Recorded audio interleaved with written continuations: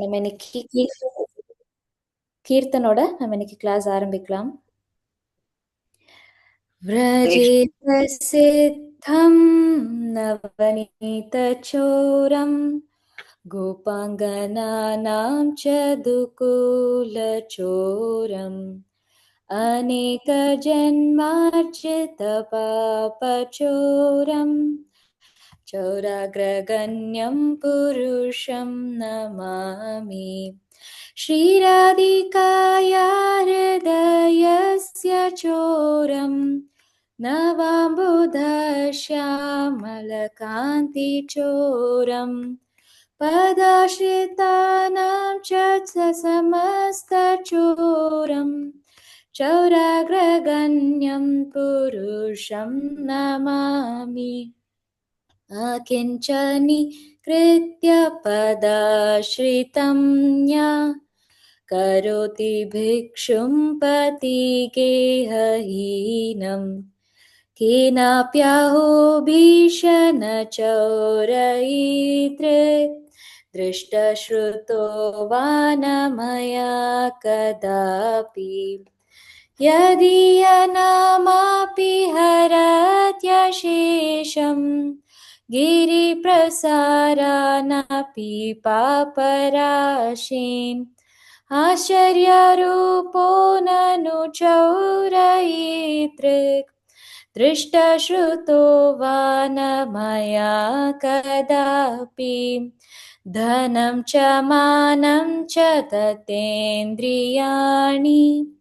प्राणंश्च हृत्वा मम सर्वमेव पलायसे कुत्र धृतोऽद्यचौरा त्वं भक्तिदां नासि मया निरुद्धम् चिनत्सि घोरं यमपाशबन्धं भिनत्सि भीमं भवपाशबन्धम् चिनत्सि सर्वस्य समस्तबन्धं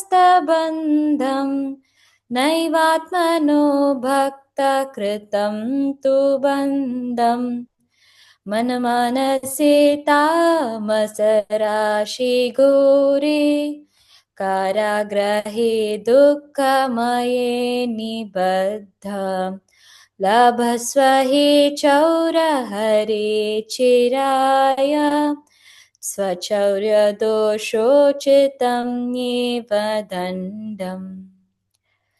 कारागृहे वस सदा हृदये मदीये मद्भक्तिपाशा दृढबन्धननिश्चलः सन् त्वां कृष्ण हे प्रलयकोटिशतान्तरेऽपि सर्वस्वचौरा हृदया नहि मोचयामि।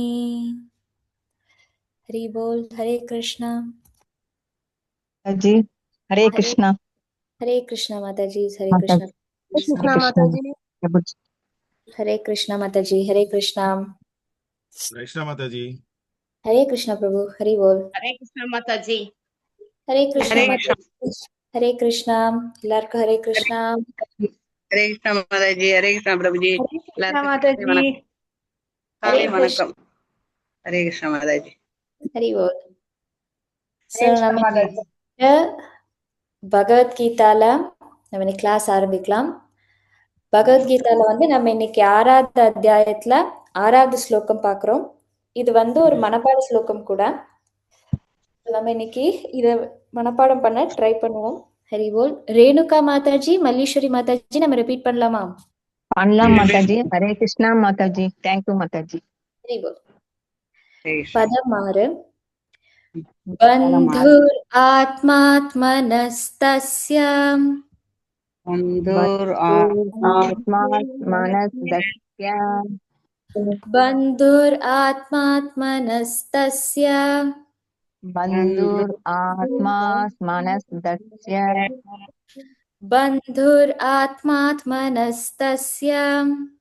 बन्धुरात्मात्मनस्तस्य येनात्मैवात्मना जितः येनात्मैवात्मना जितः येनात्मैवात्मना जितः येनात्मैवात्मना जितः येनात्मैवात्मना जितः येनात्मैवात्मना जितः अनात्मनस्तु शत्रुत्वे अनात्मनस्तु शत्रुत्वे अनात्मनस्तु शत्रुत्वे अनात्मनस्तु शत्रुत्वे अनात्मनस्तु शत्रुत्वे अनात्मनस्तु शत्रुत्वे वर्तेतात्मैव शत्रुवत् वर्तेदैत्मैव शत्रुवत् वर्तेतात्मैव शत्रुवत् वर्तेतात्मैव शत्रुवत् बन्धुरात्मात्मनस्तस्य बन्धुरात्मात्मनस्तस्य बन्धुरात्मात्मनस्तस्य बन्धुरात्मात्मनस्तस्य येनात्मैवात्मना जितः येनात्मैवात्मना जितः अनात्मनस्तु शत्रुत्वे अनात्मनस्तु शत्रुत्वे वर्तेतात्मैव शत्रुवत् वर्तेतात्मैव शत्रुवत् हरि बोल हरे कृष्णा हरे நம்ம कृष्णा ஹரே கிருஷ்ணா. அருணா மாதாஜி வாசிக்கிறீங்களா? அருணா ஓகே மாதாஜி. ஹரே கிருஷ்ணா. கிருஷ்ணா. பந்துராத்மாத்மனஸ்தஸ்ய येनात्मैवात्मना जितः अनात्मनस्तु शत्रुत्वे वर्तेतात्मैव शत्रुवत्. हरे कृष्णा. थैंक यू माताजी. माताजी हरे कृष्णा प्रभु हरे कृष्णा माताजी, मंगलाचरण धन्यवाद प्रणाम பண்ணிக்கலாம். माताजी। हरे हरे कृष्णा कृष्णा प्रभु माताजी। हरे कृष्ण हरे माताजी। कृष्णा माताजी। हरे कृष्णा माताजी। हरे कृष्णा हरे कृष्णा हरे कृष्ण माताजी। हरे कृष्णा माताजी। हरे हरे कृष्ण कृष्णा माताजी। प्रभु हरे कृष्णा माताजी हरे मंगलाचरण कृष्णा பண்ணிக்கலாம். माताजी। हरे कृष्णा मंगलाचरण பண்ணிக்கலாம். ओम अज्ञान तिमिरान्धस्य ज्ञानञ्जन शलाकया चक्षुरुन्मीलितं येन तस्मै श्रीगुरवे नमः। नमो ओं विष्णुपादाय कृष्णपृष्ठाय भूतले श्रीमते भक्तिवेदान्त स्वामिनिधि नामिने नमस्ते सरस्वती देवी गौरवाणी प्रचारिणी निर्विशेष शून्यवादी पाश्चात्य देशधारिणी जय श्री कृष्ण चैतन्य प्रभु नित्यानंद श्री अद्वैत गदाधार श्रीवासादि गौरभक्त वृंदा हरे कृष्णा कृष्ण कृष्ण हरे हरे हरे राम राम राम हरे हरे हरे कृष्णा. சோ இன்னைக்கு நம்ம தியான யோகத்துல பதம் 6 பாக்குறோம். பந்தூர் ஆத்மாத்மனஸ்தஸ்ய ஏனாத்மைவாத்மனா ஜிதः அனாத்மனஸ்து சத்ருத்வே வர்த்தேதாத்மைவ சத்ருவத். சோ இதுல என்ன சொல்லிருக்காங்கன்னா, பந்தூர் ஆத்மாத்மனஸ்தஸ்ய பந்தூர் அப்படின்னு சொல்லியிருக்காங்க. பந்தூர் அப்படின்னா நண்பன். சோ மனம் இந்த இடத்துல ஒரு ஆத்மாக்கு மனமே நண்பன், அத மனமே எதிரி, ரெண்டுமாவே மனமே ஆக்ட் பண்ண போறது அப்படின்னு சொல்லி இந்த ஸ்லோகத்துல சொல்லியிருக்கு, ஸ்டார்ட் பண்ணியிருக்காங்க. பிரபு நமக்கு நேத்து கிளாஸ்ல ஆல்ரெடி சொல்லியிருந்தாங்க. மனதோட ஒரு உதவினால நம்மளுடைய லெவல்ஸ் நம்ம இம்ப்ரூவ் பண்ணிக்கணுமே தவிர, நம்மளுடைய இந்த தளத்தை உயர்த்தி கொள்ளணுமே தவிர நம்மளுடைய தளத்தை தாழ்த்தி கொள்ளக்கூடாது அப்படின்னு சொல்லிட்டு பிரபு நேத்தே சொல்லியிருந்தாங்க. சோ அந்த மாதிரி அதோடைய கண்டினியூவேஷன் தான் இதுவுமே வரப்போறது. சோ இந்த இடத்துல மனம் பந்தூர் அப்படின்னு சொல்றாங்க. மனம் ஒரு ஃப்ரெண்டாவும் மீன்ஸ் நண்பனா நமக்கு ஆக்ட் பண்ண போறது. எப்ப நண்பனா ஆக போறது அப்படின்னா, ஏனாத்மை வாத்மனா ஜிதக, எப்ப அந்த ஆத்மா மனதால வெல்லப்படுதோ அப்ப மனம் நமக்கு நண்பனா ஆக்ட் பண்ணும். அந்த இடத்துல ஜிதக சொல்லியிருக்காங்க. ஜிதக அப்படின்னா வெல்லப்பட்டது. சோ எந்த ஆத்மா மனதை வென்றுச்சோ வெல்லப்பட்டதுன்றது ஜிதக. ஸோ அப்போ அந்த டைம்ல அந்த மனது வந்து நமக்கு ஃப்ரெண்டா ஆக்ட் ஆகும் அப்படின்றத சொல்லியிருக்காங்க. அடுத்த லைன்ல அனாத்மனஸ்து சத்ருத்வே, அனாத்மனஸ்து அப்படின்னா என்னன்னா, எப்ப நம்மளால மனதை கட்டுப்படுத்த முடியலையோ, நம்ம எப்ப அதுல இருந்து தவறுறோமோ, ஏன் தவறுறோம், ஏன் நம்மளால மனசை கண்ட்ரோல் பண்ண முடியல, மனசுக்குள்ள கோவம், வெறுப்பு, பொறாமை, ஆசை, எல்லா விஷயங்களும் ஒளிஞ்சிருக்கு. சோ அந்த மாதிரி இருக்கும்போது நம்மளால மனசை கண்ட்ரோல் பண்ண முடியாது. அதுதான் இங்க சொல்றாங்க, கட்டுப்படுத்த முடியாதப்ப, எப்ப நம்ம கட்டுப்படுத்த தவறுறோமோ அது வந்து சத்ருத்வே அப்படின்னு இங்க மென்ஷன் பண்ணிருக்காங்க. சோ அப்ப கட்டுப்படுத்த முடியாதப்ப நம்ம விரோதத்தின் காரணமாக கட்டுப்படுத்த முடியல. அந்த விரோதம் காமமா இருக்கலாம், கோபமா இருக்கலாம், ஆசையா இருக்கலாம், பொறாமையா இருக்கலாம், எல்லாமாவும் இருக்கலாம்.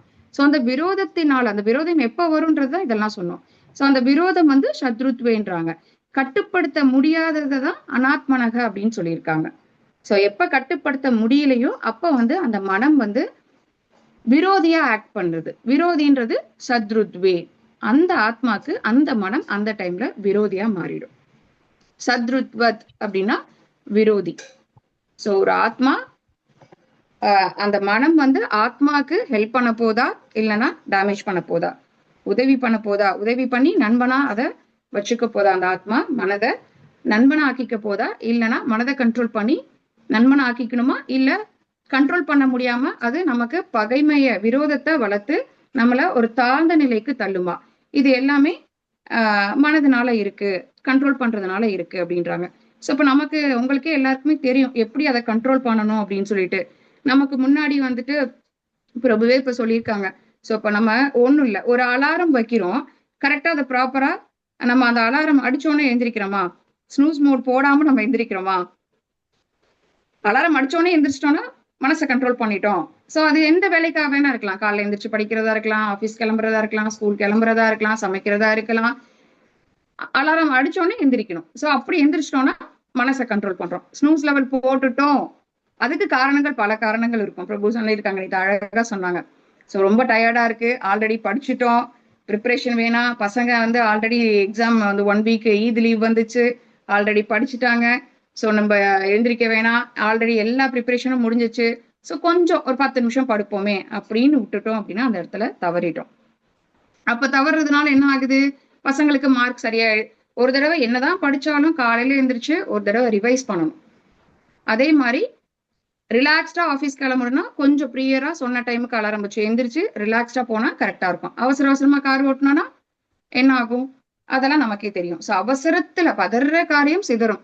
அவசரமா ஒரு விஷயத்த பண்ணக்கூடாது, கரெக்டா ரெகுலரைஸ் பண்ணி கரெக்டா பண்ணணும். அது வந்து நம்ம அலாரத்தை கூட நம்ம எக்ஸாம்பிளா எடுத்துக்கலாம். ரெகுலரைஸ் பண்றதுக்குன்றது நம்ம அலாரத்தை எடுத்துக்கலாம். சோ அப்ப அந்த டைம்ல நமக்கு வந்து நம்ம ஆத்மா வந்து கரெக்டா வழிநடத்தி கொண்டு போவோம். அந்த மனம், நம்ம மனத்தை கண்ட்ரோலா வச்சுட்டோம் அப்படின்னா கரெக்டா ப்ராப்பரா அந்த ஒர்க்கை செய்வோம், ப்ராப்பரா எழுந்திரிப்போம், ப்ராப்பரா ப்ரிப்பரேஷன் இருக்கும், எக்ஸாம் ரிசல்ட் கரெக்டா இருக்கும். சோ இதெல்லாம் ப்ராப்பரா நடக்கும்.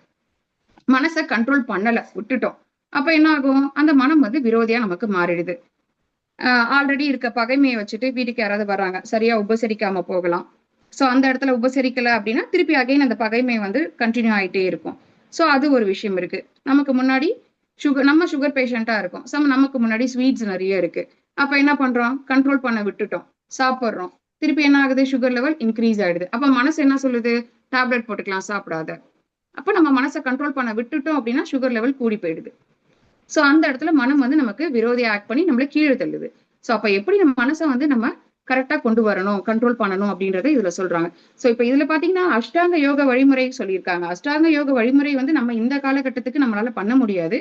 அதுல 8 வழிமுறைகள் இருக்கு. சோ யம நியம ஆசன பிராணாயாம பிரத்யாகார தியான சமாதி ஸ்டேஜ், சோ இதெல்லாம் நமக்கு ஆல்ரெடி தெரியும், 8 வழிமுறைகள் தெரியும். கடைசி சமாதி ஸ்டேஜுக்கு வந்து புருவத்துக்கு மத்தியில நம்ம வந்து மைண்டை ஃபிக்ஸ் பண்ணி மைண்டை கண்ட்ரோல் பண்ணி அதுக்கப்புறமா அட் லாஸ்ட் பாத்தீங்க, இதெல்லாம் எதுக்காக பண்றாங்க அப்படின்னா மனசுக்குள்ளார இருக்கக்கூடிய அந்த பரமாத்மாவை பாக்குறதுக்காக இந்த அஷ்டாங்க யோக வழிமுறையை பண்றாங்க. 8 வழிமுறைகள் பேஸ் பண்ணி பண்றாங்க. இதெல்லாம் பண்றது ரொம்ப கடினமானது இந்த காலகட்டத்துல. சோ அந்த காலத்துல பண்ணாங்க, பண்ணி என்ன பண்ணாங்க, எதை அச்சீவ் பண்றதுக்கு பண்ணாங்க அப்படின்னா நம்ம இருதயத்துல நம்ம ஹார்ட்ல இருக்கக்கூடிய பரமாத்மா அவரை பாக்குறதுக்காக பண்ணாங்க. சோ அது இப்போ பாசிபிளான்னு கேட்டா பாசிபிள் கிடையாது. இப்ப அந்த அஷ்டாங்க யோகி பாத்தீங்க அப்படின்னா அதெல்லாம் ஃபைனலா அந்த 8 ஸ்டேஜையும் கடந்து பாத்தீங்க அப்படின்னா கடைசி ஸ்டேஜ்ல மைண்டை கண்ட்ரோல் பண்ணி அது சில யோகிகளாலதான் மட்டும்தான் முடியும். அதுக்கப்புறம் பரமாத்மாவை பாக்குறாரு. அதுக்கப்புறம் அடுத்த ஸ்டேஜ் வரும்போது அவர் ஏற்கனவே இந்த 8 ப்ராசஸுமே பண்ணிட்டு இருந்ததுனால அவருக்கு அது ஈஸி. அடுத்தது இம்மீடியட்டா அவரால் புருவத்து மத்தியில மைண்டை கண்ட்ரோல் பண்ணி கொண்டு வந்துட முடியும். ஸோ இதெல்லாம் அவர் ஃபாலோ பண்ணார். நம்மளால முடியுமானா முடியாது. ஸோ ஆல்ரெடி நம்ம ஒரு certain rules and regulations follow பண்ணிட்டே இருந்தோம்னா நமக்கு ஈஸியா இருக்கும். ஸோ அதுவுமே அந்த யோகிக்கு பாத்தீங்கன்னா எந்த ஸ்டேஜ் வரைக்கும்னா பரமாத்மா ஸ்டேஜ் வரைக்கும் தான் அவங்க பார்ப்பாங்க.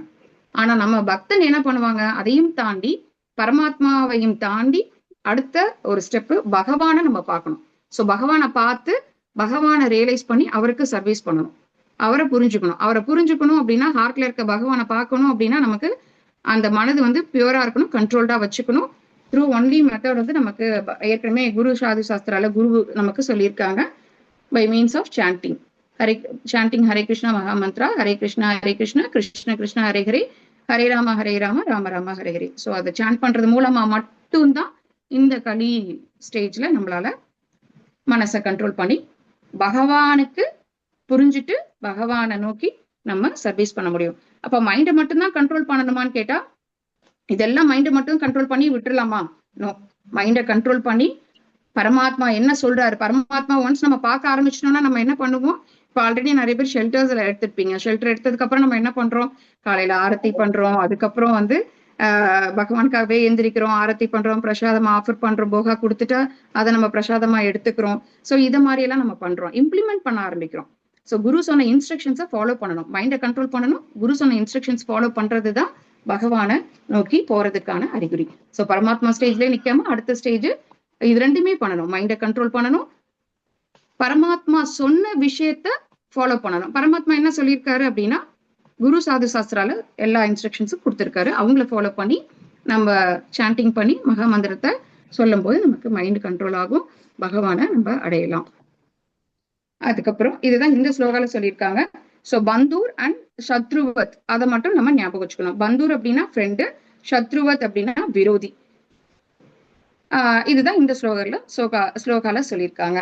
அடுத்து நம்ம கிருஷ்ணா இதுல வந்துட்டு எப்படி வந்து கிருஷ்ணர் வந்து பிறக்கிறாரு, கிருஷ்ணா புக் பத்தி நம்ம பார்த்துட்டு இருக்கோம் பாகவதத்துல. ஸோ கிருஷ்ணா வந்து எப்படி பிறக்கிறாரு, 3rd சாப்டர் இன்னைக்கு பாக்குறோம். கிருஷ்ணா வந்து எப்படி பிறக்கிறாங்க அப்படின்னு சொல்லிட்டு ஆல்ரெடி நம்ம ரீகேப் அப்படின்ற மாதிரி பாத்தீங்க அப்படின்னா பூமி தேவி என்ன பண்றாங்கன்னா பாரம் தாங்க முடியாம பிரம்மா கிட்ட போய் முறையிடுறாங்க. பிரம்மா வந்து பார்க்கடல்ல விஷ்ணு கிட்ட போயிட்டு கேட்டு, ஸோ விஷ்ணுவோட மனசுல நினைக்கிறது பிரம்மாக்கு புரியும்.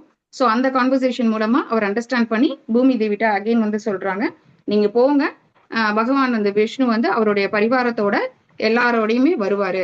ஸோ பரிவாரம் அப்படின்றது பலராம் ஃபர்ஸ்ட் வராரு, ரோஹிணி மாதாவோட இதுல வந்துட்டு பலராம் வந்து வராரு. அதுக்கப்புறம் எல்லா டெமிகாட்ஸும் அவருக்கு சர்வீஸ் பண்றதுக்காக பூலோகத்துல அவதரிப்பாங்க அப்படின்னு சொல்லிட்டு பூமி தேவிக்கு சொல்லி அனுப்பிட்டாங்க. இப்ப இந்த இடத்துல 6 குழந்தைங்க பிறந்து எப்படி இறக்குறாங்க அப்படின்ற வரைக்கும் நம்ம பார்த்திருக்கோம் ஆல்ரெடி. சோ இப்போ 6 குழந்தைகள் பிறந்து கம்சன் வந்து அந்த தேவகி அம்மாவையும் இவரையும் வசுதேவரையும் சிறையில வச்சிருக்காரு. 6 குழந்தைகள் பிறக்குது, இறக்குறாங்க. அடுத்து 7ஆவதா ஒரு குழந்தை வந்து தரிக்கிறாங்க. அவங்க யாரு அப்படின்னா அவங்கள வந்துட்டு சோ இந்த யோகமாயனால மறைக்கப்பட்டு அந்த கருவை வந்து வசுதேவரோட இன்னொரு மனைவியான ரோஹிணி மாதா அவங்க வயிற்றுக்கு வந்து அவங்க கர்ப்பத்துக்கு வந்து மாத்துறாங்க. அகைன் இப்போ வந்துட்டு 8ஆவது குழந்தையா இப்ப இவர் கிருஷ்ணா வந்து அவதரிக்க போறாரு. சோ கிருஷ்ணா வரப்போறாரு அப்படின்னா இப்ப நம்ம வந்துட்டு அது சொல்லும் போதே நமக்கு ஒரு சந்தோஷம் வரும். என்னன்னா இப்ப மாதாஜிஸ் எல்லாருக்குமே லேடிஸ் எல்லாருக்குமே கன்சீவ் ஆயிருக்காங்க அப்படின்னா அவங்க ஃபேஸ்லயே வந்து சொல்றதுக்கு முன்னாடி அவங்க ஃபேஸ்லயே அந்த தேஜஸ் தெரியும் நல்லாவே. சோ அவங்க எவ்வளவு ஹாப்பியா இருப்பாங்க அப்படின்றதெல்லாம் அவங்களுக்கு தெரியும். சோ அதே மாதிரி இப்ப கிருஷ்ணா வந்து அவர் கர்ப்பத்துல வராரு அப்படின்னா அந்த சூழ்நிலைகள் எல்லாமே அந்த தேவகி அம்மாவோட தேஜஸாக இருக்கட்டும், அங்க இருக்கக்கூடிய சூழ்நிலைகளா இருக்கட்டும், எப்படி இருக்கு, எவ்வளவு சுகமாவும் எவ்வளவு பாக்குறதுக்கு பிளசண்டா அந்த ஒரு என்ன சொல்றது பாசிட்டிவ் அப்ரோச்சோட எப்படியெல்லாம் இருக்கு அப்படின்னு அழகா இந்த இடத்துல கொடுத்துருக்காங்க. சோ நதிகள் எப்படி இருந்தது, நதிகள்ல வந்து ஃபுல்லா தண்ணி ஓடிட்டே இருக்கும், ஏரியில வந்து ஃபுல்லா தாமரை பூவா இருக்கு, அந்த மிருகங்கள் பறவைகள் எல்லாமே எவ்வளவு சந்தோஷமா இருந்தது. எந்த மிருகங்கள்னா நல்ல பயங்கர ஒரு சத்தத்தோட எல்லாம் இருக்கும் இல்லையா, அந்த மாதிரிலாம் இல்லை. நல்லா அமைதியா பிளசண்டா அதாவது அது பாட்டுக்கு வேலையை பார்த்துட்டு அழகா எல்லா இடத்துலயுமே இந்த வனத்துல ஃபுல்லா பறவைகளும் மிருகங்களும் நல்லா அழகா விளையாடிக்கிட்டு அந்தணர்கள் எல்லாமே வந்துட்டு பூஜை பண்ணி அந்த ஹோமம் வளர்க்குற ஹோமத்தை வந்து இவர் என்ன பண்ணுவாரு, கம்சன் ஆளுங்க எல்லாமே வந்துட்டு நாசம் பண்ணுவாங்க. சோ இப்ப வந்து இவர் பறக்கிற ஸ்டேஜ்ல வந்து என்ன ஆகுதுன்னா ஹோமம் வளர்க்குற அந்த ஹோமம் அக்னி வந்து பிரகாசமா எரியுது. சோ இதெல்லாமே வந்து ஒரு பாசிட்டிவான ஒரு விஷயம், கிருஷ்ணர் அவதரிக்கிறாருன்றதுக்கான பாசிட்டிவான ஒரு விஷயமா அந்த இடத்துல மக்கள் எல்லாருமே ஃபீல் பண்றாங்க. அதே மாதிரி பாத்தீங்க அப்படின்னா சோ இப்ப வந்து இவர் பறக்க போறாரு. சோ சகுனம் எல்லாம் நல்ல சகுனமா இருக்கு. அங்க டெமிகாட்ஸ் பாத்தீங்க அப்படின்னா கந்தர்வர்கள் கிண்ணறர்கள் அவங்க எல்லாமே வந்துட்டு இசை முழங்குறாங்க. அங்க மேலேருந்து இசை முழங்குறாங்க. அவங்களுடைய ஒய்ஃப் டெமிகாட்ஸ் தேவர்களுடைய ஒய்ஃப் எல்லாமே என்ன பண்றாங்க, தேவதைகள் அவங்க எல்லாருமே நடனம் ஆடுறாங்க, அப்சரசுகளோட சேர்ந்து நடனம் ஆடுறாங்க. ஏன்னா பகவான் வரதை செலிப்ரேட் பண்றாங்களாம். டெமிகாட்ஸ் எல்லாம் அங்கேருந்து பூ தூவுறாங்க. ஸோ இந்த மாதிரி வரவேற்கிறாங்க. இந்த மாதிரியான ஒரு அட்மாஸ்பியர் வருது அந்த இடத்துல. ஸோ அப்ப கிருஷ்ணா வந்து அவதரிக்கிறத இவங்க வந்து ஃபீல் பண்றாங்க. கிருஷ்ணரும் அவதரிக்கிறது எத்தனாவது நாள் அவதரிக்கிறார் அப்படின்னா தேய்பிரையில ஒரு 8வது நாளா வந்து கிருஷ்ணர் வந்து அவதாரம் பண்றாரு. 8வது நாள்ல முழு சந்திரன் வந்து அந்த இடத்துல நமக்கு கூடல. சோ முழு சந்திரன் கூடல. ஆனா கிருஷ்ணர் அவதரிக்கும் போது அந்த சந்திரன் வந்து ஃபுல்லா வந்து முழுசா வந்து ஃபில் ஆயிருக்கு. ஏன் அப்படின்னா அவர் சந்திர வம்சத்துல வர்றதுனாலையும் பகவான் அவருடைய கருணையை வந்து சந்திரனுக்கு காமிக்கிறதுனாலையும் ஃபுல்லா வந்து அந்த இடத்துல சந்திரன் வந்து ஒளிமயமாயிருக்கு. அந்த இடத்துல அந்த நேரத்துல கிருஷ்ணர் வந்து பிறக்கிறாரு. சோ கிருஷ்ணர் பிறக்கும் போது தேவகி அம்மா வந்து அதை ஃபீல் பண்றாங்க. வசுதேவர் தேவகி அம்மாக்கு நல்லா தெரியுது எப்படி பிறக்கிறாரு. 4 கைகளோட 4 கரங்களோட சங்கு சக்கரம் கதா தாமரை இதெல்லாம் ஏந்திட்டு நல்ல அடர்ந்த முடி, ட்ரெஸ் எல்லாம் எல்லோ கலர் ட்ரெஸ் போட்டுட்டு கழுத்துல வந்து கௌஸ்துப மாலை, ஸ்ரீவத்ச குறி எல்லாத்தோடையும் அந்த பகவானுக்கே இருக்கக்கூடிய அந்த விஷ்ணுக்கே இருக்கக்கூடிய ஒரு அம்சத்தோட அவர் வந்து அப்பியர் ஆறாரு அவங்க முன்னாடி. அப்படி அப்பியர் ஆகும்போது என்ன ஆகுது, அவங்க பயங்கர சந்தோஷம் ஆறாங்க. சந்தோஷமாயி ஒரு சைடு வந்து என்னன்னா இது எதுக்காக அவதாரம் பண்றாருன்றது நமக்கு நல்லாவே தெரியும். சோ இவங்க போய் பூமாதேவி கேட்டு பக்தர்களை ப்ரொடெக்ட் பண்றதுக்கு அரக்கர்களை அழிக்கிறதுக்காக. சோ இவங்களுக்கு வந்து இந்த தேஜஸோட ஏன் காட்சி கொடுத்தார் அப்படின்னா இப்ப இவங்க 2 பேருமே வந்து கோடான கோடி வருஷத்துக்கு முன்னாடி தவம் பண்ணியிருப்பாங்க. தவம் பண்ணி இவங்க வந்து கிருஷ்ணரை வந்து வரமா கேட்டிருப்பாங்க, எனக்கு பிள்ளையா நீங்க பறக்கணும் அப்படின்னு சொல்லிட்டு வரம் கேட்டிருப்பாங்க.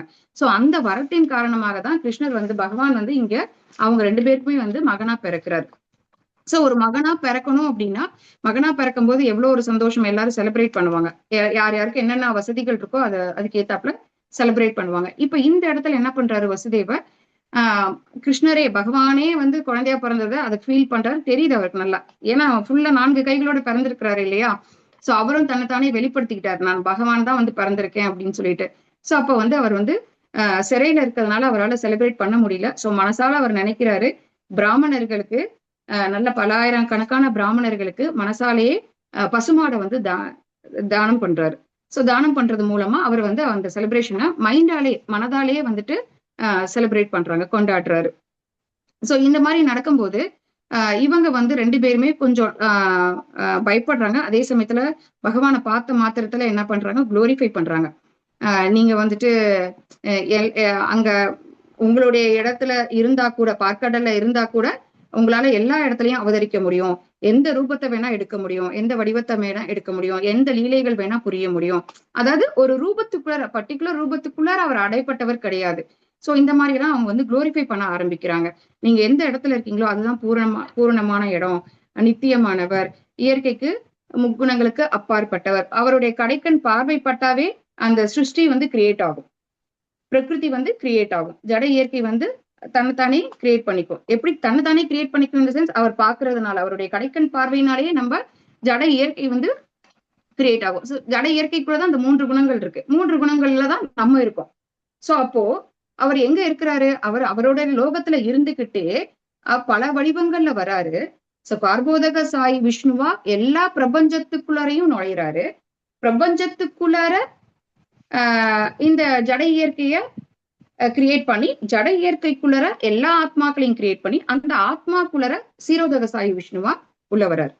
அப்ப எங்கிட்டயும் எங்ககிட்டயும் இருக்காரு, உங்ககிட்டயும் இருக்காரு, ஒரு எல்லா ஆத்மா கிட்டயும், விலங்கினங்கள்கிட்ட கூட இருக்கிறாரு, அனிமல்ஸ்ல இருக்காரு, பறவை கிட்ட இருக்காரு, எல்லா ஒரு ஜீவராசி கிட்டையும் சிரோதக சாய் விஷ்ணுவா ஆத்மாக்குள்ளர பரமாத்மாவா அவர் உட்கார்ந்துருக்காரு.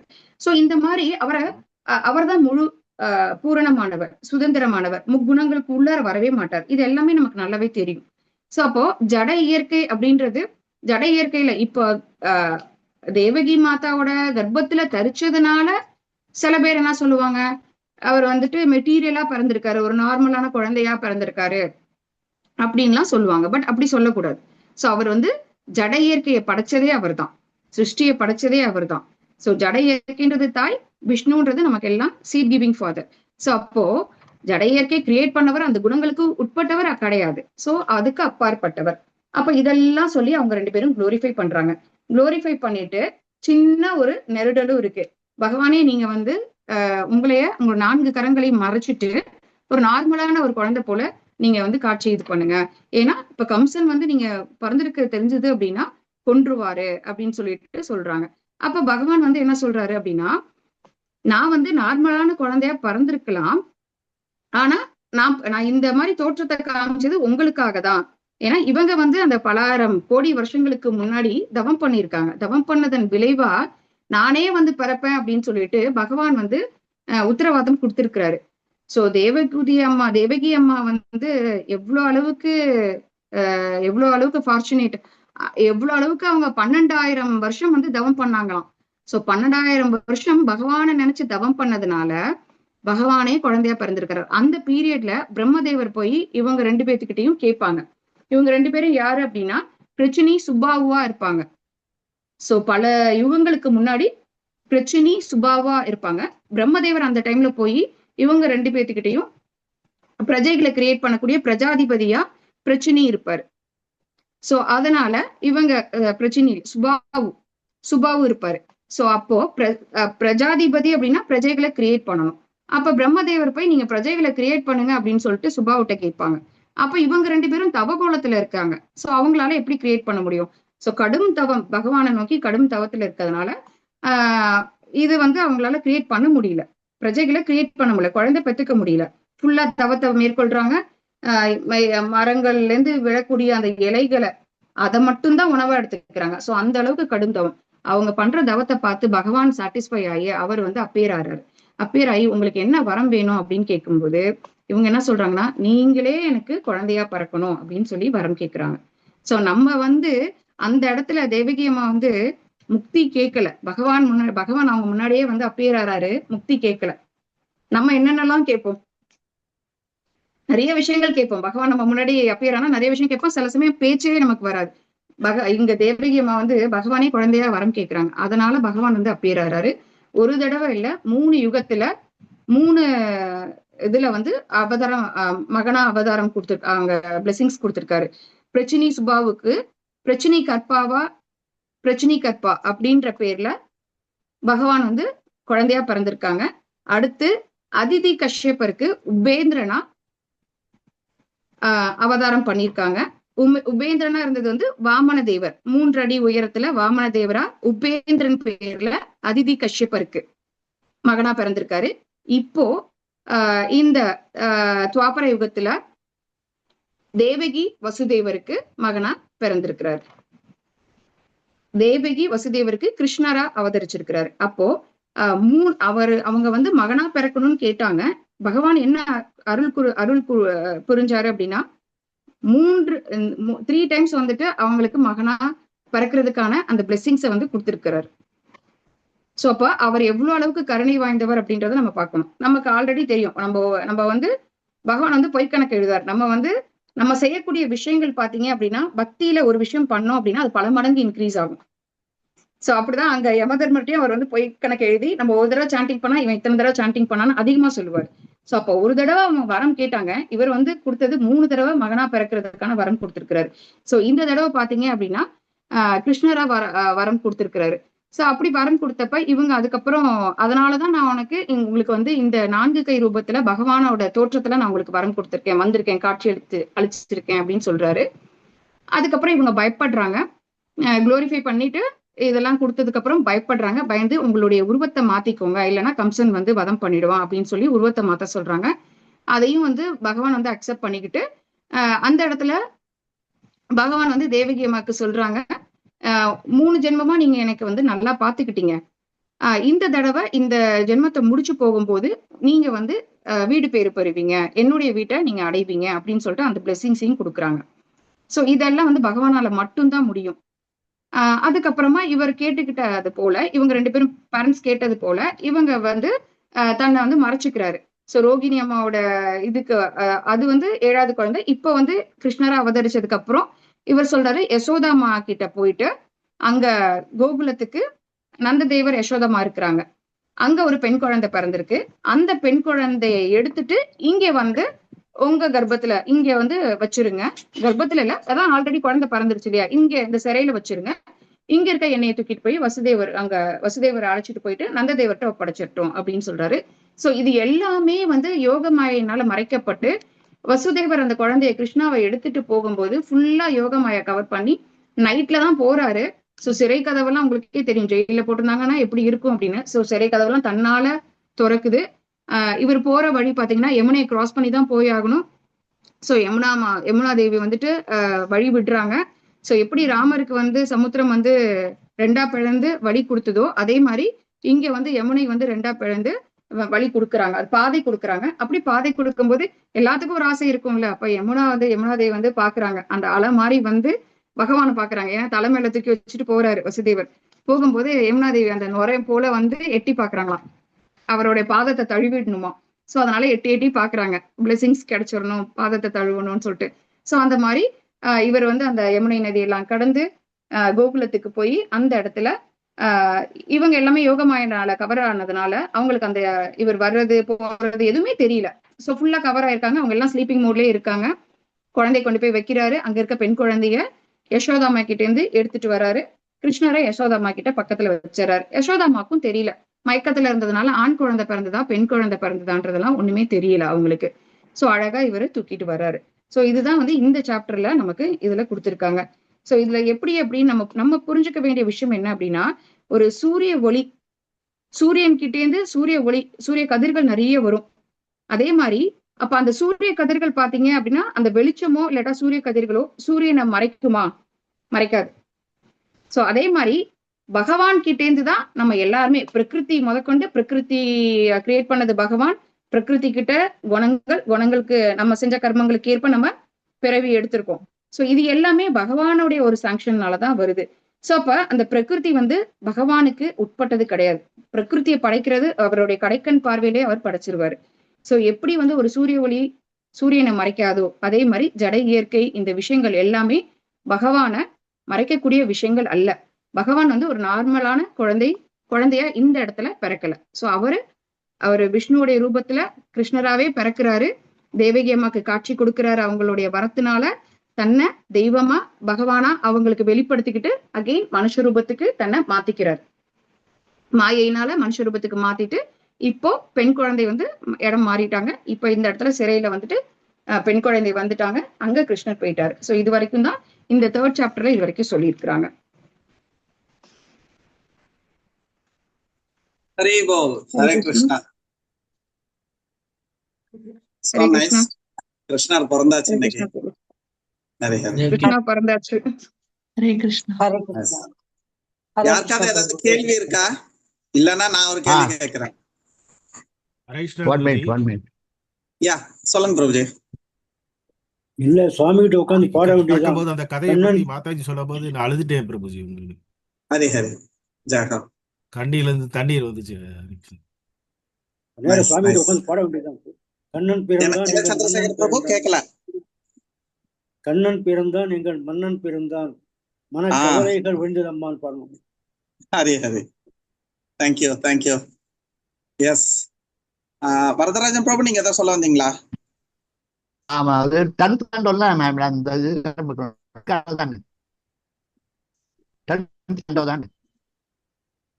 பிரபு விட்டு விட்டு கேக்குறது எனக்கு புரியல. வேற யாருக்காவது புரியுறதா? கேக்குறாங்க. கேண்டோ வந்து 10th canto பிரபு, 10th canto 3rd chapter. 10th canto 3rd chapter first part இருக்கும் இல்லையா? 10வது கண்டம் 3வது சாப்டர். சரி, அப்புறம் அந்த பிரச்சனை சும்மா உங்களுடைய அந்த குழந்தை பேரு சொல்லல. 3 குழந்தை உண்டு. பிரச்சனை பிரச்சனை கர்ப்பா. பிரச்சனைக்கும் சுபாவுக்கும் பிறந்தது பிரச்சனை கற்பா. அதித்தி கஷ்யப்பருக்கு பிறந்தது உபேந்திரனா, வாமனதேவர்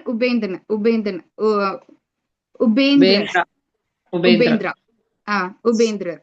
சோ வாமனதேவரா பிறந்ததும் அவர் தான் அந்த யுகத்துல உபேந்திரரா பிறந்திருக்கிறாரு. அவங்க அப்பா அம்மா வந்து அதிதி கஷ்யப்பர். இப்ப வந்து தேவகி வசுதேவருக்கு கிருஷ்ணரா பிறந்திருக்காரு. இப்ப இவங்க எல்லாமே பிரச்சனை சுபாவு, அதித்தி கஷ்யப்பர், தேவகி வசுதேவர். தீபா மாதாஜி ஒரு சின்ன correction. Okay, Sutapa and Prachini. Prachini. Okay Mataji. So இவங்க எல்லாருமே வேற வேற ஆட்கள் கிடையாது. எல்லாமே ஒரே அப்பா அம்மா தான். பிளெஸிங்ஸ் வாங்கிட்டு 3 யுகங்களா வேற வேற யுகத்துல அவங்களுக்கு குழந்தைய பகவானை பிறக்கிறார். ஹரே கிருஷ்ணா. ஓகே, ஒரு கேள்வி கேட்கிறேன். ஏன் சத்துர்புஜத்துல பிறந்தாரு? அப்போ சத்துர்புஜத்துல இருந்துதான் கிருஷ்ணர் வந்தாரு, கரெக்டா? அப்ப நாராயணர்ல இருந்து கிருஷ்ணர் வந்தாரா, கிருஷ்ணர்ல இருந்து நாராயணர் வந்தாரா? கிருஷ்ணர்ல இருந்து நாராயணன் வந்தார்.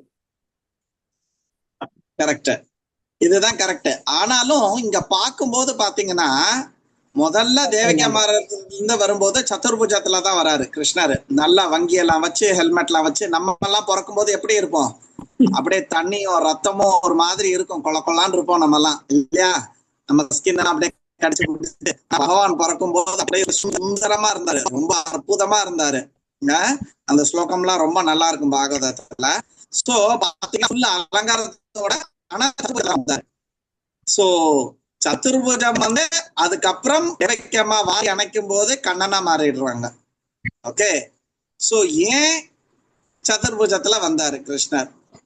அப்போ நாராயணர் கிட்ட இருந்து தானே கிருஷ்ணர் வந்த மாதிரி இருக்கு. ஆனா நம்ம எல்லா இடத்துலயும் கிருஷ்ணர் தான் முழு முதற் கடவுள்னு சொல்றோம்.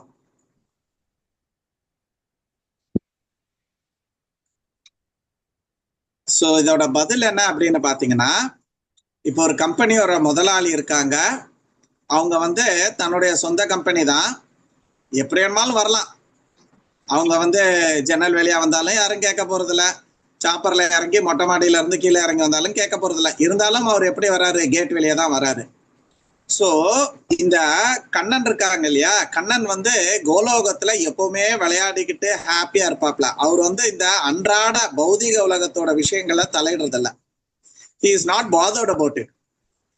இந்த பௌதிக உலகம் வந்து 1/4 பங்கு தான். அத மாதிரி 3 மடங்கு ஜாஸ்தி ஆன்மீக உலகம், வைகுண்டம், கோலோக பிருந்தாவனம். அங்க வந்து கிருஷ்ணர் அப்படியே எண்ணிலடங்கா கோபியர்கள் லக்ஷ்மிகளோட கோபர்களோட அவர் அன்றாடம் சேவை பண்ணிட்டு ஜாலியா விளையாடிட்டு இருக்கிறாரு. இந்த பௌதிக உலகம் ரொம்ப, அதாவது வீழ்ந்த ஆத்மாக்களுக்காக அவங்களுக்கு வந்து கண்ணனோட இருந்து விளையாடுறதுக்கு இஷ்டம் இல்லாதவர்கள், அந்த பாவப்பட்ட ஆத்மாக்களுக்காக இந்த ஒரு கால்வாசி பௌதிக உலகத்தை பண்ணி நம்மளெல்லாம் போட்டிருக்காரு. போட்டுட்டு கண்ணனுக்கு இதை வந்து செய்யறதுக்கு இஷ்டம் இல்லை, அதுக்கு வந்து ஆள் வச்சுட்டாரு. அவர் யார் வச்சாரு? மகாவிஷ்ணு. மகாவிஷ்ணுவோட ரோல் பாத்தீங்கன்னா இட் ஸ்டார்ட்ஸ் இன் பௌதிக உலகம். ஓகே, அவர் வைகுண்டத்துல எல்லாம் இருந்தாலும் அவர் மூலியமா தான் அந்த அபிஷியல் ஸ்டேட்டஸ். ஓகே, கண்ணனோட நித்தியமா லீலை பண்ணிட்டு இருக்காரு. ஆனா அபிஷியலா சில விஷயங்களை செய்யறதுக்காக பகவான் என்ன எக்ஸ்பென்ஷனா வர்றாரு? நாராயணரா, அதுக்கப்புறம் மகாவிஷ்ணுவா, அதுக்கப்புறம் கர்ப்போதகசாய விஷ்ணு, அதுக்கப்புறம் சிரோதகசாய விஷ்ணுவா எக்ஸ்பேண்ட் ஆறாரு. ஸோ அவங்க தான் இந்த பௌதிக உலகத்தை வந்து நேரடி, இப்போ உதாரணத்துக்கு ஒரு முதலாளி இருக்கிறாரு, எங்க இருக்காரு? பாம்பேல இருக்கிறாரு, ஒரு அம்பானி மாதிரி வச்சுக்கோங்க. அவருக்கு நிறைய கம்பெனி இருக்கு. அங்க இங்க சென்னையில ஒரு கம்பெனி இருக்கு, டெல்லியில ஒரு கம்பெனி இருக்கு, கல்கட்டால ஹைதராபாத்ல நிறைய ஆஃபீஸ், நிறைய கம்பெனி இருக்கு. அதை ஒன்னொன்னுக்கும் ஒரு ஜெனரல் மேனேஜர், ஒரு மேனேஜர், ஒரு பிரசிடென்ட், ஒரு வைஸ் பிரசிடென்ட் போட்டு வச்சிருப்பாங்க. அதே மாதிரி பகவான் வந்து இந்த பௌதிக விஷயங்களை ஹேண்டில் பண்ணாக விஷ்ணுவை வந்து நியமிக்கிறாரு. அவர் எக்ஸ்பேண்ட் ஆகி விஷ்ணுவா இருந்துட்டு அந்த வேலையெல்லாம் பண்ணிட்டு இருக்காரு. ஆனா வரும்போதே அவர் என்ன பண்றாருன்னா விஷ்ணுவோட இதுல இருந்து அந்த கேட் வழியா வெளியில வராரு. அதனாலதான் வரும்போது விஷ்ணுவா வந்து 4 கை ரூபத்துல வந்து அதுக்கப்புறம் கண்ணனாக மாறுறாரு. So that is like a cat. இந்த பௌதிக உலகத்தோட கேட்டு இல்ல இந்த பௌதிக உலகத்தை அவர் செய்யறது மகாவிஷ்ணு மூலியமா செய்யறாரு. அதனாலதான் அவர் வந்து விஷ்ணு ரூபத்துல இருந்து கண்ணன் ரூபத்துக்கு வந்து பண்றாரு. ஓகே, ஏன்னா கண்ணனுக்கு வந்து இந்த இதுல இன்ட்ரெஸ்டே இல்லை. இருந்தாலும் சில பக்தர்கள் இங்க வந்திருக்காங்களே, அவங்களுக்கு எல்லாம் இன்பத்தை கொடுக்கறதுக்காக ஆனந்தத்தை கொடுக்கறதுக்காக தான் வராரு. ஏன்னா நம்ம 4வது அத்தியாயத்துல வரும் இல்லையா, என்னது, நான் எதற்காக வருகிறேன், யதா யதா ஹி தர்மஸ்ய கிளானே பவதி பாரத அபியுக்தானாம தர்மஸ்ய, தர்மத்தை அழிக்கிறதுக்கு கொள்றதுக்கெல்லாம் அதெல்லாம் அவருக்கு ஒரு மேட்டரே கிடையாது. அதெல்லாம் வெளியில போய் ஏன்னா பகவானோட கண்ணில் அவர் வந்து சிருஷ்டி பண்றாரு. அவரோட வேர்வை ரூபத்துல பிரம்மாண்டங்கள் வருது. அதுக்குள்ள இத்தினோண்டு ஒரு ஜீவாசி ஒரு அட்டகாசம் பண்ணா அதை அழிக்கிறதுக்கு அவர் வரணுமா? அவசியமே கிடையாது. ஒரு 5 கிராம் கொரோனாவை வச்சுக்கிட்டு இந்த மொத்த உலகத்தை எல்லாம் வீட்டுக்குள்ள பூட்டி போட்டாரு. ஒரு 200, 500, 1000 ஜீவாத்மாக்களை மனுஷர்களை வந்து கொண்டுட்டாரு. எவ்வளோ? ஒரு 5 கிராம் கொரோனா தான். மொத்த கொரோனா இந்த உலகத்துல எவ்வளவு இருந்ததுன்னா எல்லாத்தையும் வெயிட் பார்த்து போதோன்னா 5 கிராம் கூட வரலையாம். அவ்வளோ வெயிட் கம்மியான அந்த கொரோனா வச்சுக்கிட்டு இந்த ஹோல் உலகத்தை பண்ணாரு. அவருக்கு இதுக்காக அவர் வந்து வராகரோ இவரெல்லாம் வரணும்னு அவசியம் இல்லை. இருந்தாலும் பக்தர்கள் அதை வந்து ரொம்ப என்ஜாய் பண்றாங்க இல்லையா? இப்போ உதாரணத்துக்கு பாத்தீங்கன்னா பசங்க வந்து ஒரு இது எடுப்பாங்க, என்னது, ஒரு கிராஜுவேஷன். அவன் என்ன பண்ணியிருப்பான், யூகேஜில இருந்து ஃபர்ஸ்ட் ஸ்டாண்டர்ட் போறான். இப்ப எல்லா இடத்துலயும் கிராஜுவேஷன், அது இந்த அமெரிக்கன் ஸ்கூல், பிரிட்டிஷ் ஸ்கூல் எல்லாம். உடனே அவங்க அப்பா அம்மா லீவ் எல்லாம் போட்டுட்டு இங்க இருந்து ஏரோப்ளைன் பிடிச்சி எடுத்து ஏதாவது பண்ணி அவங்க வந்து போய் அந்த கிராஜுவேஷன், பையன் எத்தனாவது படிச்சிருப்பான், ஃபர்ஸ்ட் ஸ்டாண்டர்ட் போயிருப்பான், இல்லைன்னா 8ஆம் கிளாஸ் முடிச்சிருப்பான், ஏதாவது ஒண்ணு. அதுக்கு ஒரு கிராஜுவேஷன், அதுக்காக இவங்க எல்லாம் போவாங்க, லீவ் எல்லாம் போட்டுட்டு புது ட்ரெஸ் எல்லாம் எடுத்துக்கிட்டு. போக வேண்டிய அவசியம் இல்லை, பட் இருந்தாலும் அந்த பிள்ளைக்கு ரொம்ப சந்தோஷம், அதுக்காக போறாங்க இல்லையா? சோ அதே மாதிரி பக்தர்களுக்கு சந்தோஷத்தை கொடுக்கறதுக்காக பகவான் இந்த மாதிரி வாமனாவா வந்து, உபேந்திரான்னு சொன்னாங்க. உபேந்திரானா இந்திரனோட சகோதரன் அர்த்தம். ஓகே, சோ இத மாதிரி பகவான் வந்து வாமனாவும் மத்ஸ்யவாவும் இல்லைன்னா வராக சுவாமி, நரசிம்மரா, ராமரெல்லாம் வந்து பக்தர்களுக்கு சந்தோஷத்தை கொடுத்து அவர் பக்தர்களோட என்ஜாய் பண்ணணும், பக்தர்களோட இருந்து விளையாடணும், பேசணும், அந்த லீலைகளை பண்ணணும் அப்படின்றதுக்காக அவர் வந்து வராரு. சோ அதனால கண்ணன் ஒரு பர்டிகுலர் டைம்ல பிரம்மாவோட நாள் பொழுதுல ஒரு வாட்டி தான் வருவார் கண்ணனா. அதுல வந்து கிட்டத்தட்ட ஏகப்பட்ட 1000 சத்துருயுக இது இருக்கு. ஆனா இருந்தாலும் ஒரே ஒரு வாட்டி தான் கண்ணன் கண்ணனாக வருவார். அந்த ஒரு டைம் வந்து இந்த வாட்டி இப்ப நடந்திருக்குது. அதனால கண்ணன் வரும்போது நாராயண ரூபத்துல இருந்து வெளியில வர்றாரு. சரிங்களா? ஹரிஓம் தத் சத். ஹரே கிருஷ்ணா குருஜி. ஹரே கிருஷ்ணா. தேங்க்யூ. ஹரே கிருஷ்ணா குருஜி. எஸ் பிரபுஜி, சொல்லுங்க பிரபுஜி. ஆக்சுவலா நேத்திக்கு நைட் ரீடிங் புக்ல அந்த ஒரு 2.3 சாப்டர் முடிச்சுட்டு 2 நாள் அந்த புருஷோத்த மாதத்தை பத்தி படிச்சுட்டு இருக்கோம், அதோடைய வரலாறு. அப்ப அதுல ஒரு நேற்று நைட் ஒரு டவுட் வந்துச்சு, இன்னைக்கு காலையில கேட்கலான்றது, அதுக்கு விடை சொல்லிட்டீங்க. அதுல என்னன்னா, அந்த புருஷோத்தம மாதம்க்கு வந்து அந்த தாயாருக்கு பேர் வந்து மல மாதம், சாரிதா சொல்லக்கூடாது. அவங்க வந்து கிருஷ்ணர்கிட்ட போய் அழுகிறாரு. அப்ப கிருஷ்ணர் அவங்களை கூட்டிட்டு விஷ்ணுட்ட போறாரு. விஷ்ணுட்ட போய் கேட்கிறாரு, ஏன் இவங்களுக்கு வைக்கலன்னு. அப்ப எனக்கு அங்க டவுட் வந்துச்சு, இங்க விஷ்ணு இருக்காரு, இங்க கிருஷ்ணர் கூட விஷ்ணுட்ட கேட்கிறாரு, இது எப்படின்னு எனக்கு புரியல. இன்னைக்கு அதுக்கு நீங்க விடை சொல்லிட்டீங்க. அதுதான் நேத்து அவர் போறாரு, கூட்டு போயிட்டு விஷ்ணு கேட்கிறாரு, ஏன் இந்த மாசத்தை மட்டும் நீ அழுக வைக்கிற, அப்ப இவளுக்கு நான் எல்லாமே நான் செய்வேன் அப்படின்னு சொல்லி அவர்கிட்ட சொல்றாரு. அவங்க எல்லாம் அப்படி பாக்குறாங்க. அங்க இருக்க ஆசால சொல்றாரு, பாரு அவர் எவ்வளவு அழகா ரகசியம் சொல்ற மாதிரி சொல்லிட்டு இருக்காரு அப்படின்னு. இந்த விஷ்ணுவோடையும் கிருஷ்ணருடைய கான்வர்சேஷன் அவ்வளவு பியூட்டிஃபுல்லா இருந்துச்சு ரீட் பண்ணும்போது. ரொம்ப இது பண்ணேன். ஆனா இப்ப எனக்கு டவுட் இருந்துச்சு, இங்க எப்படி இவங்க 2 பேர் இருக்காங்க, இது எப்படி வரும், எப்படி கேட்க நினைச்சிட்டு இருந்தேன். நான் கேட்கறதுக்கு முன்னாடி அந்த விடையை உங்களுக்கு எனக்கு சொல்லி தெளிவுபடுத்திட்டாரு. பரமாத்மா எல்லா ஹிருதயத்திலும் இருக்கிறாரு. நம்ம சிங்கரா சீக் பண்ணோம்னா, அதாவது வேண்டணும், இல்லைன்னா அதை தெரிஞ்சுக்கணும், உண்மையா இருந்ததுன்னா கிருஷ்ணர் எப்படியாவது நம்மளுக்கு வந்து விடை கொடுப்பாரு. எனக்கும் அதே மாதிரி நிறைய வாட்டி நடக்கும். சில விஷயங்கள் எனக்கு புரியாத போது, ஐயோ குருமராஜ் இப்படி இருக்கேன், நான் என்ன புரியும், எனக்கு ஒன்றும் புரியல அப்படின்னா சம்மதமே இல்லாம குருமராஜோட ஒரு கோட்டு, இல்லைன்னா குருமராஜோட லெக்சரு, இல்ல பிரபாதோட ஒரு இது ஏதாவது ஒண்ணு படிப்பேன். நான் இதுக்குன்னு படிக்க மாட்டேன், ஆனா தானா வந்து அதை வந்து கிளாரிஃபை பண்ணுவாங்க. அவங்களே வாலண்டியரா வந்து கிளாரிஃபை பண்ணுவாங்க. ஏதாவது ஒரு ரூபத்துல, இந்த மாதிரி நம்ம கெஸ்ஸே பண்ண மாட்டோம், ஆனா ஒரு ரூபத்துல வருவாரு. ஏதாவது ஒரு ரூபத்துல வந்து நான் பகவத்கீதையோ பாகவதமோ இல்ல ஏதோ ஒண்ணு படிப்பேன், பார்த்தா கரெக்டா என்னோட டவுட்டுக்கு அங்க வந்து ஆன்சர் கொடுப்பாரு. So it is all our sincerity. நம்ம உண்மையா அதை தெரிஞ்சுக்கணும் வச்சுக்கணும்ன்ற ஒரு ஆவல் இருந்ததுன்னா கிருஷ்ணர் அருமையா எங்கேயாவது வந்து இது பண்ணுவார், எல்லாருக்குமே பண்ணுவார். இது ஹரிசங்கருக்கோ எனக்கோ மட்டும் நாங்களாம் ஸ்பெஷல் 2 கொம்பெல்லாம் கிடையாது. என்ன மாதிரி ஒரு மோசமான ஆளுக்கே வரும்போது உங்களுக்கு எல்லாம் ஏன் வர மாட்டாங்க? கண்டிப்பா வருவாங்க. ஓகே, ஹரிஓம் தத் சார். ஆமா பிரபு, எங்களுக்கு நாங்களா கடைநிலை பக்தர்கள், எங்களுக்கே காமிக்கிறாரு பிரபு. நாங்க கூட உணர்ந்துருக்கோம். பாகவதம் படிக்கும் போது எனக்கு அது மாதிரி ஒரு நடந்தது பிரபு. Super, very good. நம்மளோட அந்த இதுதான் வேணும், லைக் அந்த ஃபெய்த் தான் வேணும். இப்போதான் உங்க வீட்டுக்கு ஒரு குழப்பம் இருக்கும், பர்சனலா கூட இருக்கும் அது குழப்பம். ஆனா நீங்க பகவத்கீதா கிருஷ்ணா நீ எனக்கு சொல்லி நீதான் பகவத்கீதையில பேசுறேன்னு சொல்லுனா இன்னைக்கு கிளாஸ்லயே அதுக்கு நம்மளுக்கு பதில் கிடைக்கும். நம்ம அந்த மாதிரி ஒரு மனநிலையோட வரணும். கிருஷ்ணர் என்கிட்ட பேசுறாரு, அந்த மனநிலையோட வந்தா கிருஷ்ணர் எப்படியாவது ஒரு இடத்துல நம்மளுக்கு வந்து நம்ம குழப்பத்துக்கு விடை கொடுப்பாரு. அந்த ஒரு ஃபெய்த் இருக்கணும் நம்மளுக்கு இந்த கீதா கிளாஸ் மேல, சரிங்களா? அப்படி எவ்வளவு இருக்கோ அவ்வளவுக்கு கிருஷ்ணர் நம்ம கிட்ட டைரக்டா ஃபுல் கிளாஸே எனக்கு சொன்ன மாதிரி இருக்கும். நீங்க எவ்வளவு ஃபெய்த் வைக்கிறீங்களோ அவ்வளவுக்கு, நீங்க ஃபுல் ஃபெய்த் வச்சீங்கன்னா ஃபுல் கிளாஸே டைரக்டா கிருஷ்ணர் ஃபுல்லா எனக்கே பேசுன மாதிரி இருந்தது அப்படின்ற மாதிரி இருக்கும் உங்களுக்கு. ஏன்னா கிருஷ்ணர் அத மாதிரி மல்டி டேலண்டட். அவரு அப்படி ஒரே கிளாஸை வச்சுக்கிட்டு இங்க இருக்கக்கூடிய 75 ஆத்மாக்கும் வந்து தனித்தனியா இன்ஸ்ட்ரக்ஷன் கொடுப்பாரு. ஆனா வாய்ஸ் என்னமோ ஒண்ணுதான் இருக்கும், ஆனா 75 பேருக்கும் விடை கொடுப்பாரு. Is fantastic. இதே மாதிரி இன்னொருத்தர் கூட பண்ணாரு, நம்மளோட ஆச்சாரியா. சாரி தீபா மாதாஜி, உங்க டைம் எடுத்துட்டு இருக்கேன். நம்மளோட ஆச்சாரியா மத்வாச்சாரியார் இல்லையா? ஸ்ரீ வைஷ்ணவால எப்படி ராமானுஜாச்சாரியார், அது மாதிரி நம்மளுக்கு மத்வாச்சாரியார். அப்ப மத்வாச்சாரியாரை வந்து ஒரு வாட்டி என்ன பண்ணாங்கன்னா கார்னர் பண்ணிடுவாங்க. கார்னர் பண்ணி ஆக்சுவலி அவங்க வந்து ஒரு டிபேட் மாதிரி கேட்பாங்க ஜெயினர்கள். அவங்க வந்து எது சிறந்தது, வைஷ்ணவமா இதுவா அப்படின்ற மாதிரி அவங்க எதை கேட்பாங்க. உங்களுதுல இதுக்கு பதில் இருக்கா, அதுக்கு பதில் இருக்கான்ட்டு அப்படின்னு கேட்கறதுக்காக ஒரு டேட்டை ஃபிக்ஸ் பண்ணுவாங்க. சரின்னு சொல்லிட்டு உட்காந்துருவாங்க. ஆனா அன்னைக்கு என்ன பண்ணுவாங்கன்னா 200 பேர் உட்கார்ந்துக்கிட்டு 200 பேரும் கேள்வி கேட்பாங்க, அட் அ டைம் கேட்பாங்க. அப்ப என்ன பண்ணுவாரு மதாச்சாரியார், எனக்கு முன்னாடி ஒரு திரையை போடுன்னுவாரு. அப்ப என்ன பண்ணாங்க, ஒரு வேஷ்டி எடுத்து அவரை வந்து மறைச்சிருவாங்க. மறைச்சதுக்கு அப்புறம் இப்ப கேள்வி கேளுங்கண்ணா, அத்தனை பேரும் ஒரே டைம்ல கேள்வி. இப்ப நம்மளே 75 பேர் கேள்வி கேட்டா நம்மளுக்கு ஏதாவது புரியுமா? ஆனா அவங்க இவரை அட்டாக் பண்றதுக்காக அந்த மாதிரி ஃபெரோஷியஸா பண்ணுவாங்க. பாத்தீங்கன்னா அந்த பக்கம் மத்வாச்சாரியார் பாத்தீங்கன்னா அப்படியே ஆதிசேஷன் மாதிரி ரூபம் எடுத்து சும்மா ஒரு அத்தனை வாயில இருந்து எல்லாருக்கும் பதில் கொடுப்பாரு டக்கு டக்குன்னு. அவங்க வந்து அந்த நிழல்ல பாப்பாங்க.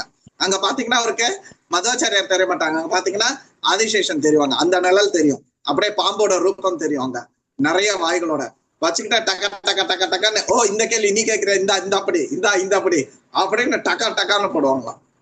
சோ அந்த மாதிரி பகவான் பல ரூபத்துல பல விதத்துல அவர் வந்து இதெல்லாம் செய்யறாரு.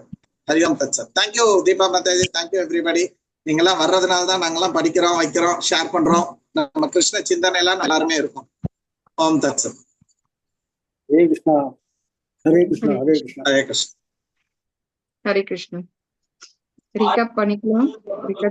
தரு மாதாஜி ரீகேப் பண்ணிக்கலாமா? எஸ் மாதாஜி. இன்னைக்கு நம்மளுக்கு ஐஸ்வர்யா மாதாஜி ரீகேப் பண்றாங்க. ஹரே கிருஷ்ணா ஐஸ்வர்யா மாதாஜி. ஹரே கிருஷ்ணா மாதாஜி. ஹரே கிருஷ்ணா. கிருஷ்ணா திரும்பவும் எனக்கு வாய்ப்பு கொடுத்ததுக்கு ரொம்ப நன்றி மாதாஜி பிரபுஜி. ஹரே கிருஷ்ணா. திரும்பவும் பார்த்ததுல எல்லாருக்கும் நன்றி. ஹரே கிருஷ்ணா. இன்னைக்கு வந்து மாதாஜி வந்து அருமையா கிளாஸ் எடுத்திருந்தாங்க. அதுல சொன்னாங்க ஆத்மாதான் நம்மளுக்கு வந்து நண்பன். ஆத்மாக்குள்ள இருக்கிற மனசு வந்து நம்மளுக்கு வந்து நண்பனாவும் இருக்குது, எதிரியாவும் இருக்குது.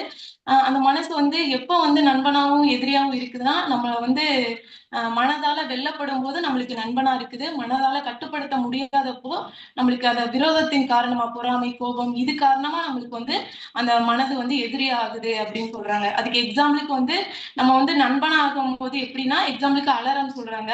அதுக்கப்புறம் வந்து நம்ம விரோதியா எப்படி ஆகுது அப்படின்னா ஒரு விருந்தினரை உபசரிக்கலைனா, அப்புறம் வந்து ஸ்வீட் வந்து நான் கண்ட்ரோல் பண்ண முடியலைனா, இந்த இடத்துல எல்லாம் வந்து நம்மளுக்கு வந்து மனசு வந்து விரோதி ஆகுது அப்படிங்கிற மாதிரி சொன்னாங்க. அதுக்கப்புறம் அஷ்டாங்க யோக முறை பத்தி சொல்லியிருந்தாங்க.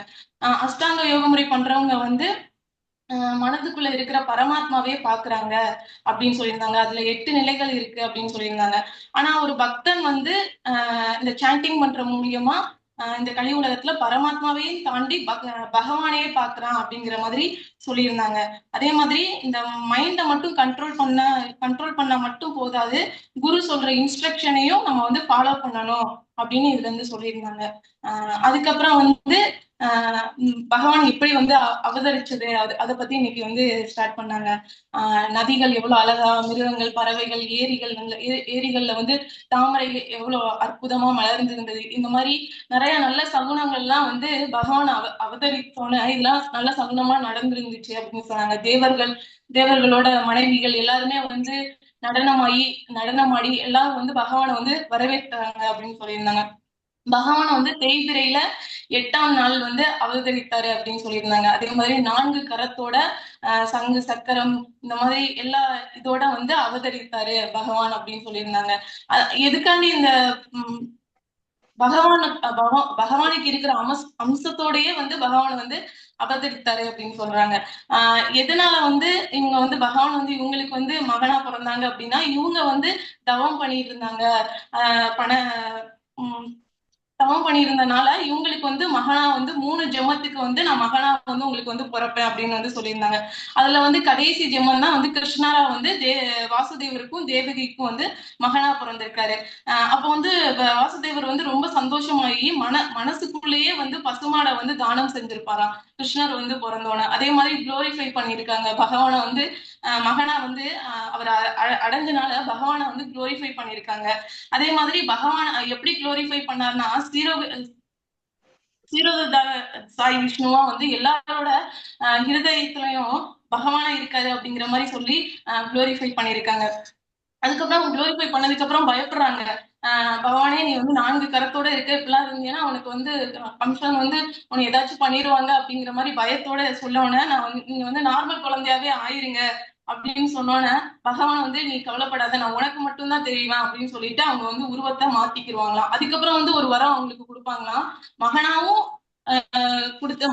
பிறந்து வரம் கொடுத்திருக்காரு. இன்னொரு வந்து 3 ஜென்மத்திலயும் நான் வந்து உனக்கு மகனா பிறந்தேன், இதுக்கப்புறம் நீ என்னோடய வீட்டையே வந்து என்னோடய வந்து வந்துருவ அப்படின்னு வந்து அவங்க 2 பேருக்கும் அவதார வரம் கொடுத்திருப்பாங்களாம். அதுக்கப்புறம் வந்து யோகமாயி மூலமா எதுவுமே யாருக்குமே தெரியாத மாதிரி எல்லாரும் ஸ்லீப்பிங் மூட்லயே இருப்பாங்க.